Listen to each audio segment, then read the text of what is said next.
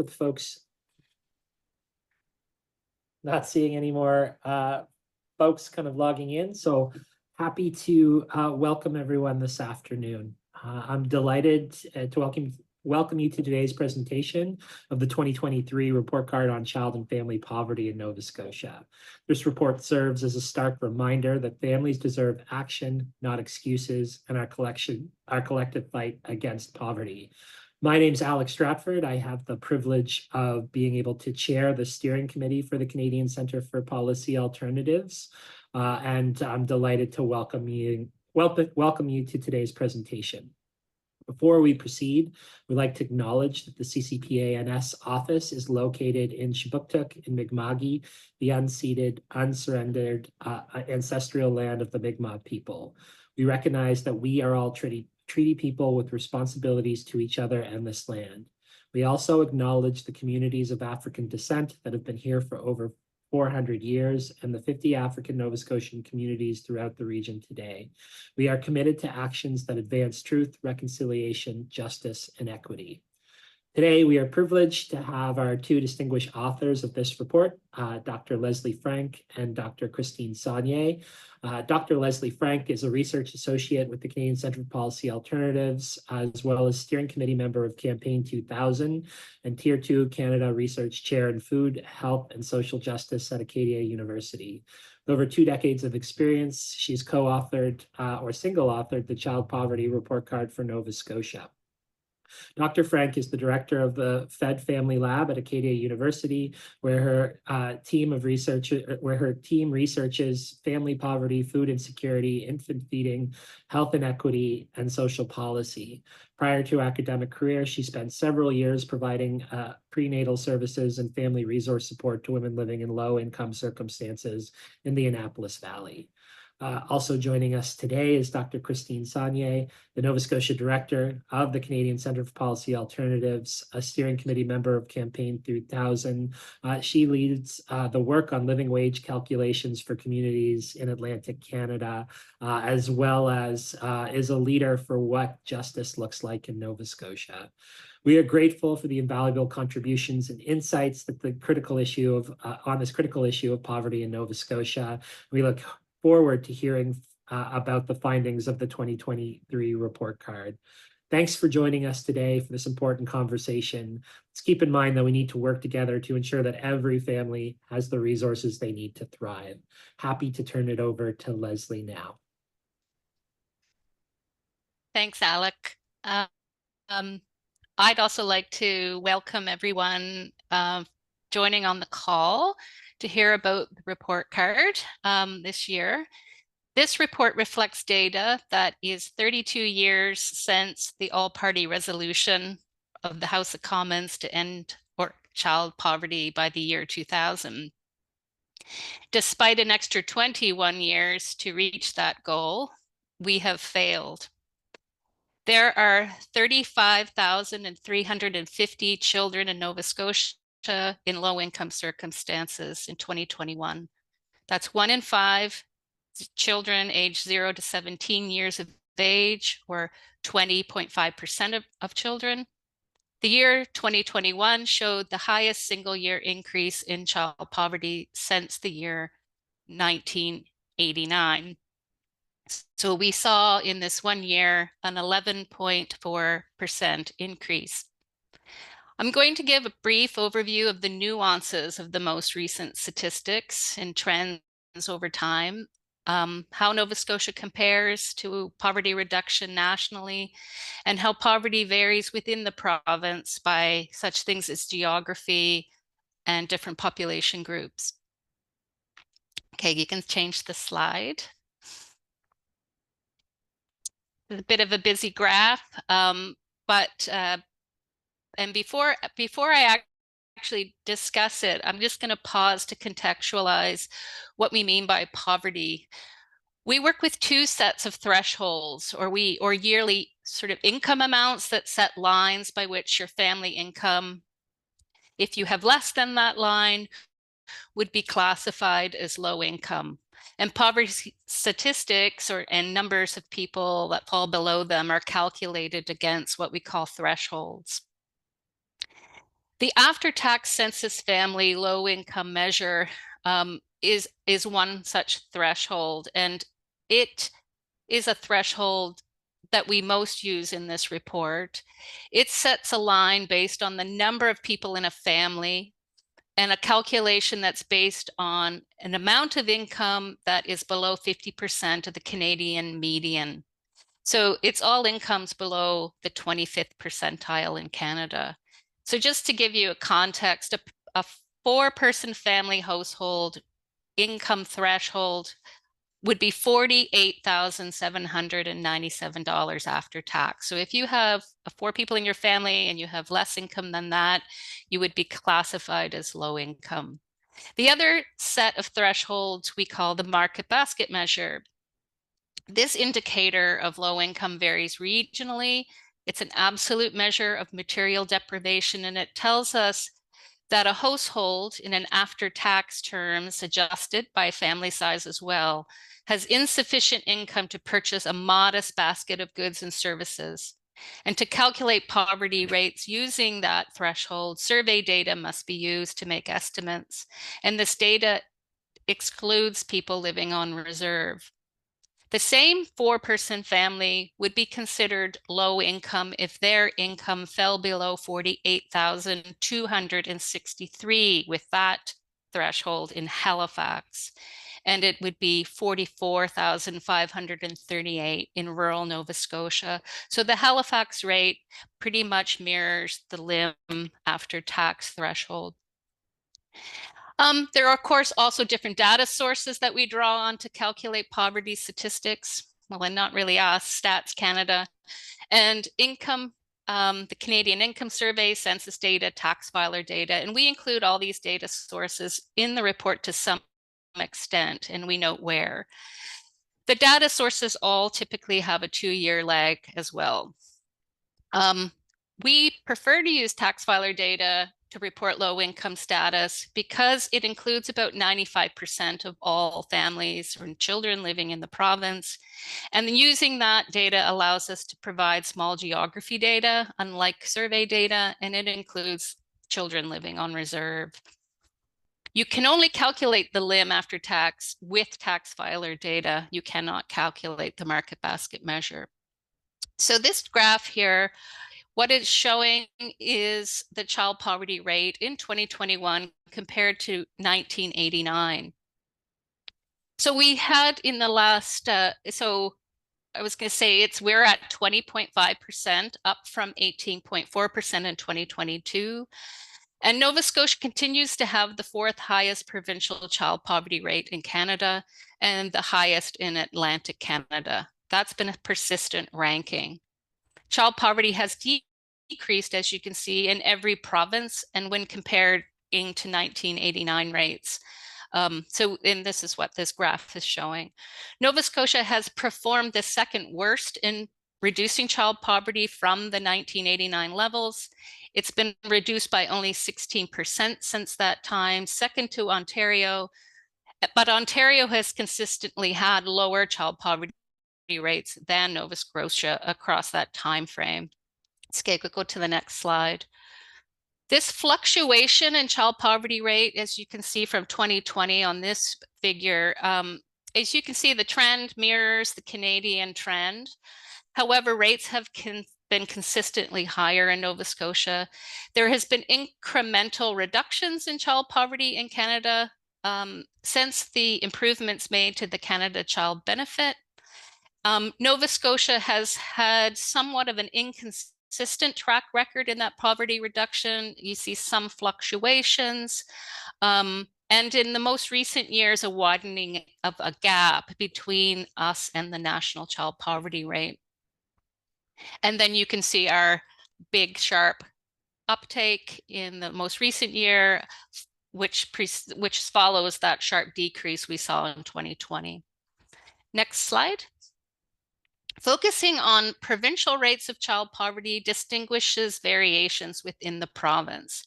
So looking geographically, when we examine rates by census area, we see the highest rates in Queens in 2021 at 28.5%, followed by Cape Breton.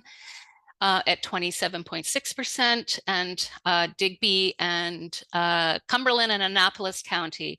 All these census areas have more than 1 in 4 children that are low income. We also know, looking at smaller areas of geography based on postal codes, that 38 postal areas had child poverty rates at 30% or higher.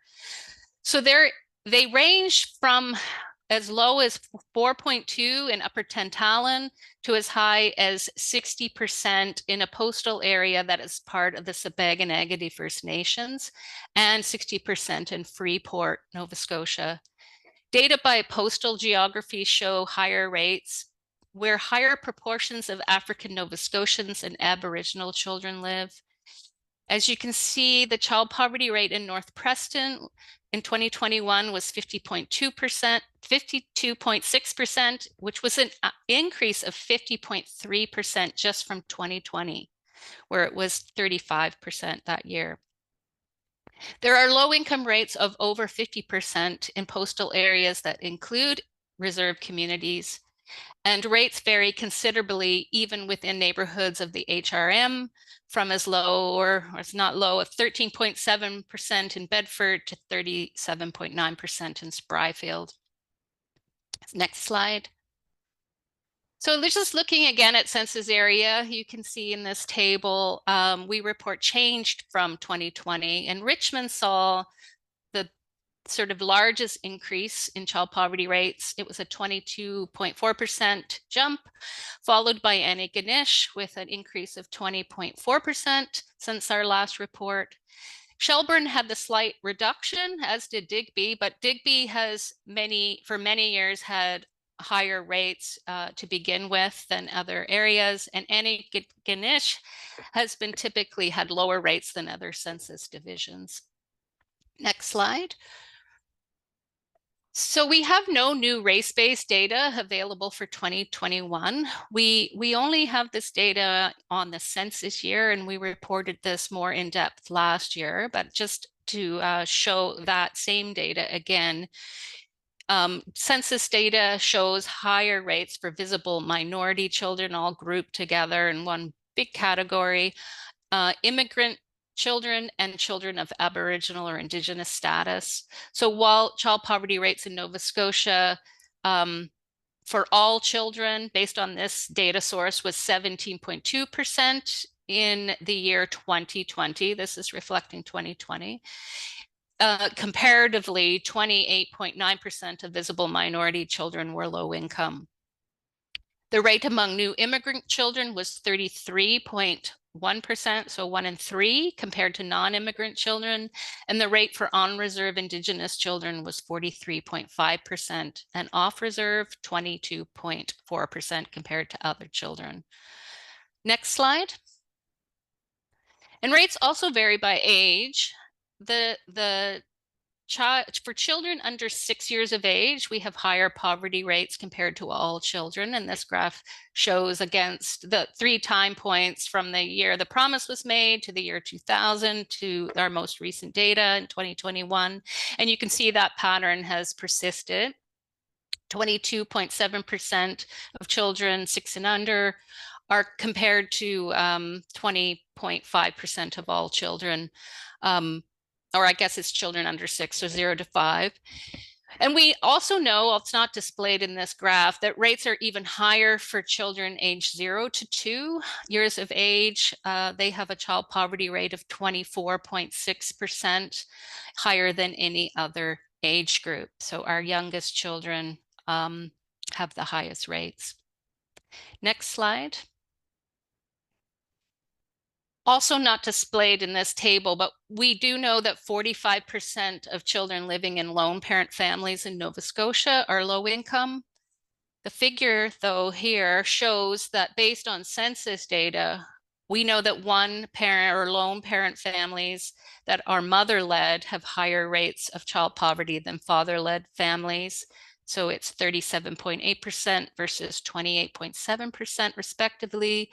This represents 13,880 children in these mother-led families compared to 2,310 children in male-led families. Next slide.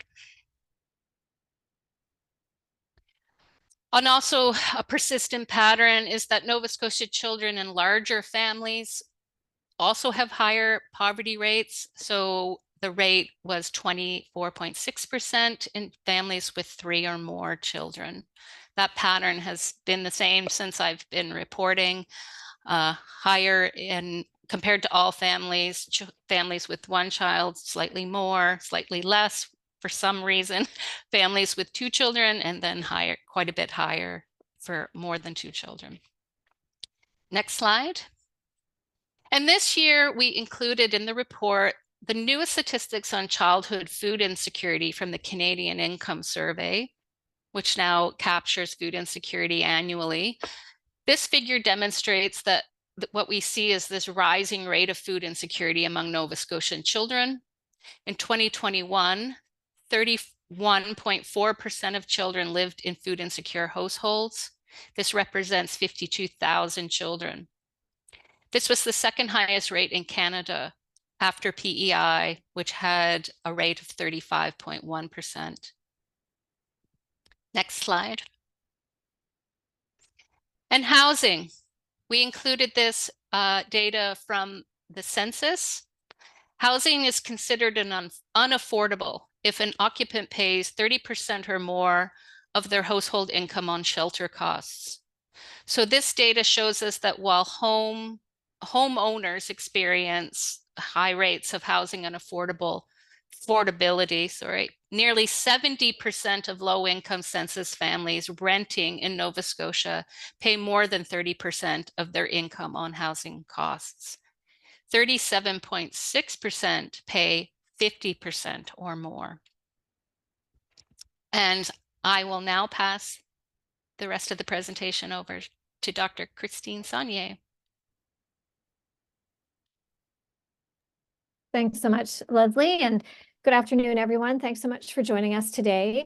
We realize that we are bombarding you with a lot of information. You can find all of this in the report card, and maybe Lauren, if you don't mind, we want to put the link in our chat so that people can find the report card, and you can look in the appendix where there's many, many more communities there in terms of poverty rates. You can have a closer look at what we've included there. Also, this year's report card includes voices, quotations from community conversations we had both in Sydney Mines in Cape Breton and in Halifax. So there are quotes from those community conversations which were held with in partnership with Campaign 2000, and there are links in our report to their report that provides summaries and more information about those community conversations.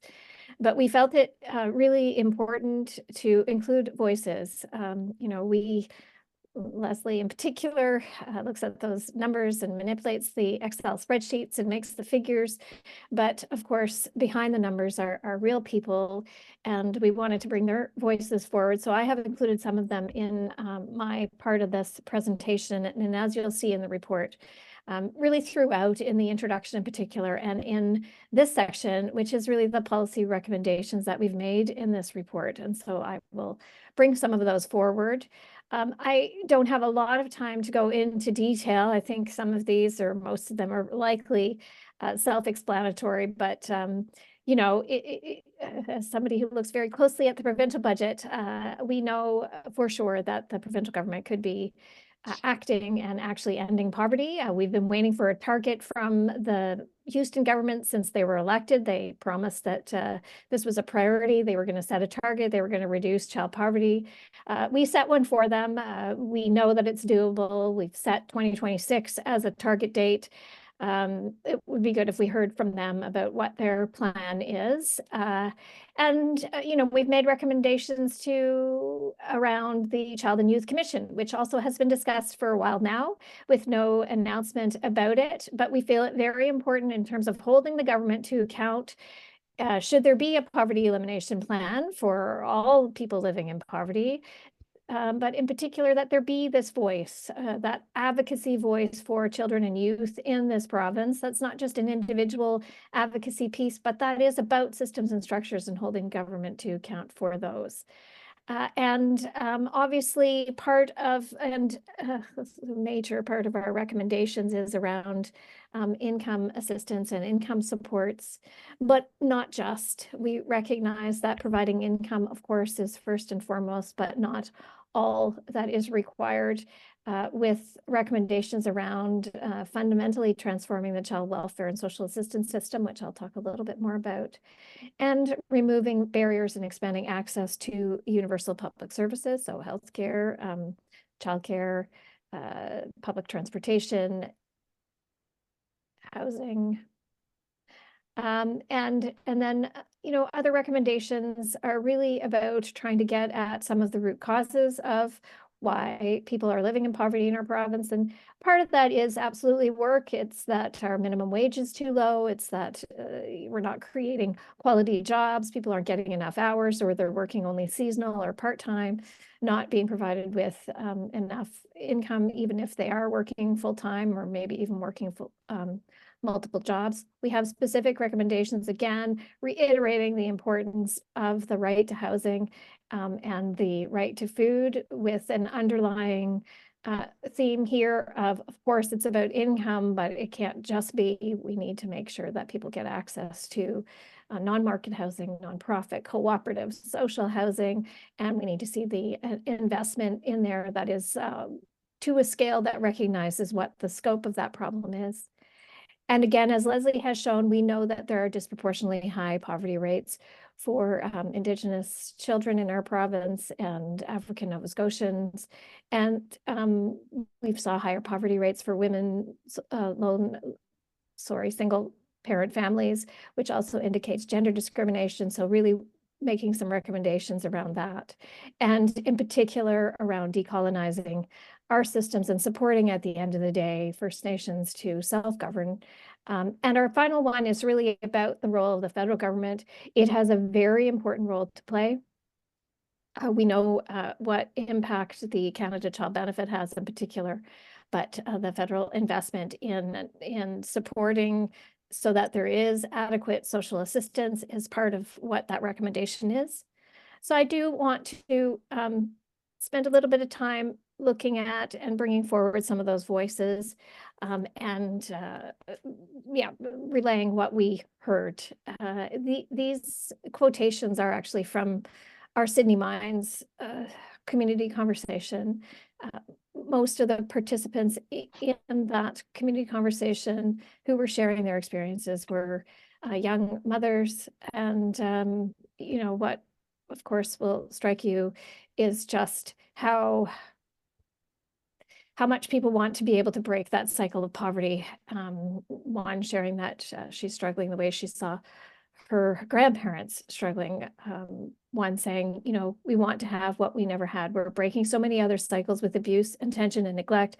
But if we're not able to give them the support, if we're not able to give them the food or the transportation, we're back on our level where we were before.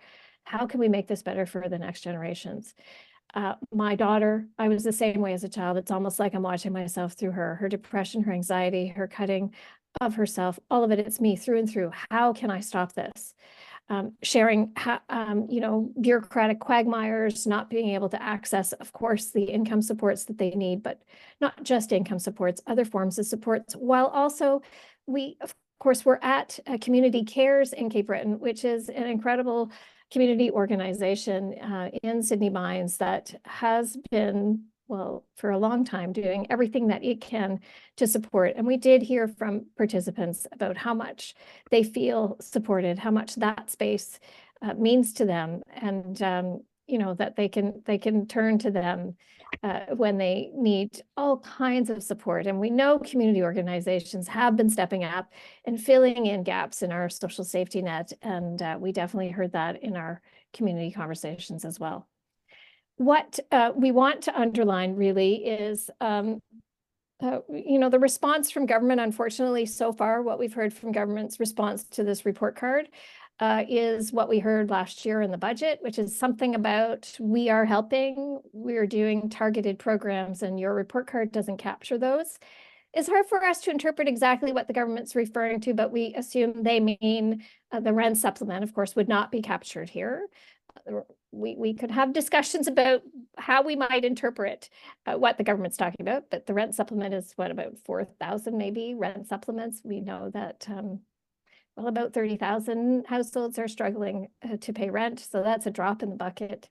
We don't really know what else they're talking about, but we saw another response today that said that we're not using the right poverty measure, and if we did, then we'd see lower poverty rates. Well, it doesn't matter what poverty rate we show you.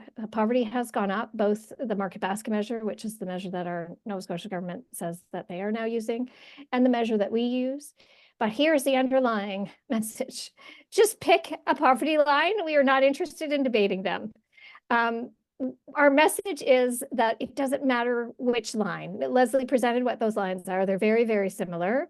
The reason that the poverty is lower for the market basket measure is that it excludes First Nations children in Nova Scotia. And so here's how deep poverty is in our province. Little tiny targeted support is not going to help when you're facing a gap, and the gap is the black part of this graph.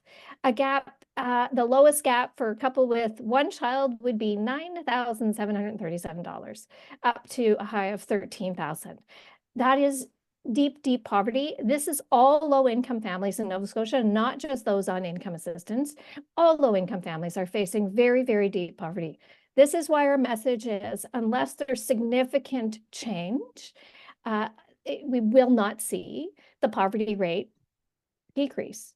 That significant change was the CERB in 2020, and we saw what happened. The historic reduction happened. And so our message back to government, and we'll be trying to write something up as we heard what their repeated excuses are now. Somehow, you can't act because we're using a different poverty line, or, I mean, I can tell you that we have not captured what is happening in this province. And we know that there hasn't been any significant changes since this data of 2021, and likely poverty rates has gone up and have gone up further than pre-pandemic rates at this point. And so that's all low-income families. But if we look at families who rely solely or almost solely on government, those are those who are being provided with a welfare income, and that's all income. So that's the income assistance, that's GST credit, that's the Canada Child Benefit, the Nova Scotia Affordable Living Tax Credit, the Nova Scotia Child Benefit. This is just a look over time for you to see that very little increase since 1990. And the only increases that you see there, the significant increase was the full introduction of the Canada Child Benefit, which was eventually tied to inflation. No programs in Nova Scotia are tied to inflation.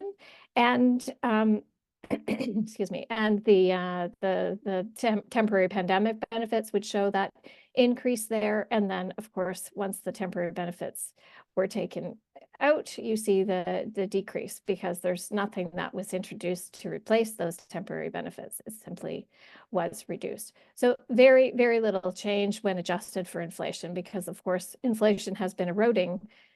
And the only change really significant provincially would have been the change to the single household rate. There was some increase there, and the extra $100 a month that was provided. But again, those are small amounts, and we know because of the data, but we have heard from people who are living the experiences of what is trauma. You're in trauma mode every day trying to survive. You can't live off what they give you. You never could. You're taking from one bill to pay for another. When you're wondering where you're going to sleep, what you're going to eat, what you have to decide between paying for your rent or paying for medication, that's a lot of stress on somebody just trying to live from day to day. That is why we have poverty lines. Our poverty lines tell us what adequate support would look like. Here's both poverty lines, so the market basket measure and the low income measure. And again, this is just welfare income. You saw the depths of poverty for all low income. This is the depth of poverty for people who are relying on government support. in terms of the market basket measure, it's 62%. So that means if it was 100, you'd be providing as much as the market basket measure says you should provide. At 62%, that's a significant gap, and that gap represents almost $13,000 gap there. And that's for a single parent with one child. So 13,000 to almost 18,000 with the market basket measure, again, for welfare income. So all income included in that. And for our threshold, the limb, actually the limb, not the one that we use, but the limb, it's even higher. And the amount of support is much lower. Deep poverty is defined by Statistics Canada as having income that's below 75% of the market basket measure. That gives you an indication of, how deep the poverty gap is for people. Just so you understand the breakdown quickly, basic social assistance is there and how significant the federal child benefits are. So if you're a single parent with one child, this is annual income, what you get access to, and what you get access to from the provincial government through income assistance, and then the other benefits that people have access to. There's only one piece of good news in this report card, and it is that income benefits work. Now, it's not good news that those temporary benefits were taken away, but what last year's report card shows us and what this year's report card shows us is the impact of those government transfers. And this shows you also the impact of the different transfers and just how much of a difference the child benefit itself makes. So child poverty without the child benefit itself would be 32.7%. Child poverty without the pandemic benefits would be 23.7%. So you get an idea of the effectiveness of the impact of those government transfers. Altogether, the reduction, even in this year where we saw an increase overall in child poverty, was 50%, which means without those government transfers, we'd have double the children living in poverty in our province. So government transfers work. Again, our recommendations are around income supports, but not just. We need systems change, our welfare income assistance system, our child protection system. We heard from families who fear these systems, who see them more as systems that are policing and stigmatizing and not really systems that are designed to support. To hear a participant talk about having horrible postpartum depression, but terrified to get help because I thought they'd take my baby away. Another said, they're here to judge. We're here to take your kids, not we're here to offer you support. Does anybody just ask, do you need any assistance for groceries? Is there anything we can do so we can keep this going together? Others pointed out that, there are injustices in all of these systems, and they don't understand, for example, why foster families are provided with much more support than those on income assistance. And just as an example of, how do we create these systems in a way that means that we provide adequate supports for people. And again, I'm just going to end actually with this slide. One of the questions in the community conversation was, what would a poverty-free community look like for you? What would it feel like? What would it mean? And I've pulled, and again, you can look at the full community conversation. I've pulled some quotes. One said, every child, no matter what, would have the same opportunities. Another said, people being valued for whatever they can contribute. Encourage people to contribute and collaborate. That builds community. And a third said, children will be able to be children, have the same things other kids have in the community. And again, as I was reflecting on the sharing of what a poverty-free community would be, I mean, it strikes me that they're not asking for anything that we should not be able to deliver here in Nova Scotia. Building community, having everyone have the same opportunities, having their basics met, not being stressed out, and their children being able to just enjoy being children and not be in households that are constantly being traumatized by living in poverty and struggling to find the resources they need. I will end there, and I'm going to stop sharing my screen. I do want to, before I close this slide, thank Ruby. I think Ruby's here. Ruby Harrington is our research assistant for this year's report card and did our lovely infographics. And thank my colleague Tim, who's in Manitoba, works for CCPA, who does our layout for our report cards. And thank Campaign 2000 for their continued support. So their report cards, we have released ours. There will be a federal report card coming out in a few weeks, so you should look for that one. And other provinces will be releasing theirs as well.